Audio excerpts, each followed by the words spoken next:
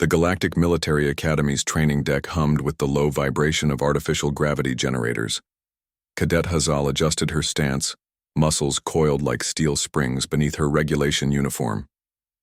Across the sparring mat, her partner, Denial, wiped sweat from his brow, offering her an encouraging nod. "Next rotation," barked Commander Zixthon, his forearms gesticulating with typical Cathari authority. The insectoid alien's compound eyes swept across the training pairs with undisguised contempt. "Humans, you disappoint me as always. Your reflexes are pathetic, your strength laughable." Hazal's jaw tightened, but she maintained her composure. 3 months into the Academy's intensive program, she'd learned that Zixthon reserved special disdain for Earth's representatives. The Cathari believed themselves the galaxy's premier warriors, their exoskeletons and multiple limbs granting them supposed superiority over soft-bodied mammals. "Cadet Hazal," Zixthon's mandibles clicked with amusement. "Step forward. You'll demonstrate proper submission holds with trainee Vexmore." The massive Cathari warrior lumbered onto the mat, easily twice Hazal's size. His carapace gleamed under the training deck's harsh lights and his secondary arms flexed menacingly. Hazal had seen Vexmore break training dummies designed to withstand starship impacts. Denial caught her eye, his expression worried. They'd both seen what happened to cadets who challenged the Cathari instructors. Medical bay visits were common, mysterious training accidents even more so. "Begin," Zixthon commanded. Vexmore charged immediately, all 4 arms reaching for Hazal. She sidestepped with fluid grace, her enhanced reflexes, a product of Earth's heavy gravity and evolutionary pressure, allowing her to read his movements like slow motion. Her hand shot out, striking a nerve cluster between his carapace plates. The alien stumbled, chittering in surprise. "Impossible," Zixthon hissed. "Again." This time, Vexmore approached more cautiously. Hazal waited, centered and calm. When he committed to a grappling attempt, she used his momentum against him, sending all 300 kilograms of armored alien crashing into the training mat with a thunderous impact. The training deck fell silent. Other cadets, Xanthari, Gorlax, even other Cathari, stared in disbelief. Zixthon's compound eyes darkened with rage. "You dare make a mockery of Cathari superiority?" He stalked onto the mat, his 4 arms trembling with fury. "You pathetic human spawn think you can—" His primary arm swung toward Hazal's face in a vicious backhand that would have shattered a normal being's skull. Time crystallized. Hazal's hand intercepted the blow with surgical precision, her fingers wrapping around Zixthon's wrist. The alien's eyes widened as he realized his momentum had been completely arrested by this weak, human female.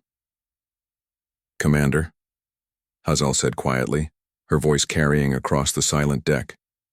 "You should not have done that." She twisted. The sound was like breaking kindling, sharp, final, and utterly devastating.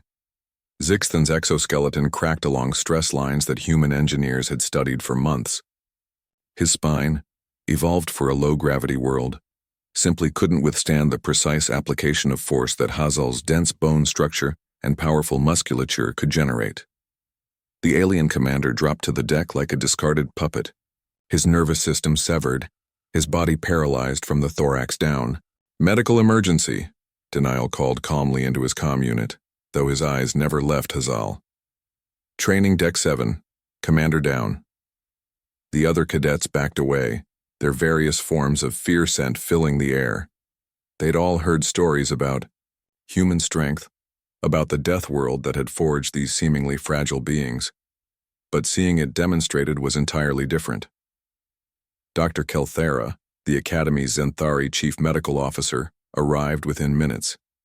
Her 6 tentacles moved with practiced efficiency as she examined the fallen commander.